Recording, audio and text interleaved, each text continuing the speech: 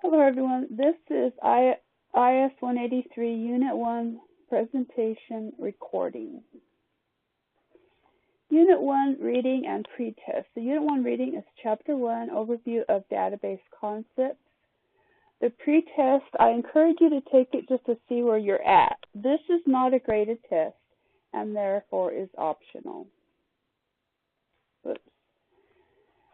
Okay, the Unit 1 discussion, respond to the topic, define a relational database, share one example of a database that has been used to organize data. Excuse me.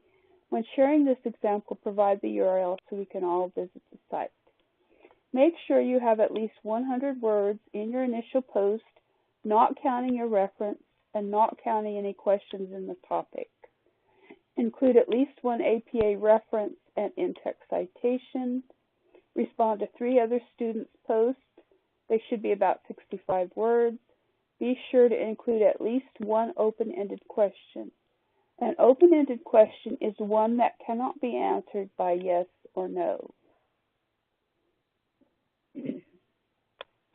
The Unit 1 assignment is due Sunday also. Part 1, you're to download the PowerPoint attached to the assignment. Complete the relationships within the PowerPoint. So for instance, this is number 1. You would just drag the correct one down between the Tom and the account number. Part 2, you're going to use the same PowerPoint, and using the data file, the student data Excel file, you're going to build your own ER diagram. Add a new slide to the PowerPoint from Part 1. You can do that with Control-M, or on the insert menu, it's the very first thing on the left. Then demonstrate the appropriate one-to-one, one-to-many, or many-to-many relationships for the following entities: student, faculty, grades, and course. So one-to-one is one relationship on each side. It's represented by a straight line. One-to-many is represented with nothing on one side and crow's feet on the other, meaning there's only one here, but there's many here. And many-to-many has crow's feet on both sides. That's on page 5 if you want to review that.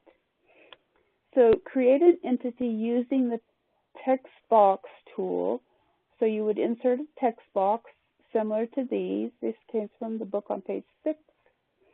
And you will use, for instance, the name student. You would add the name, address, ID number. I don't remember which was on there. But add some information, unlike these that are just blank. Then you're going to create the relationships just using the drawing toolbar in a straight line. You can use smaller straight lines to do the crow's feet, or you can copy and paste from the other part of the PowerPoint. And as I said, this is on page 6, this diagram. To study for the midterm and final, the relationships on page 5, those are the ones I just went over. Primary key, pages 7 to 8. Common field, page 17. A hierarchical database was the earlier type of database, but is no longer used in modern computing. You will rarely find one-to-one relationships. More often you will work with one-to-many.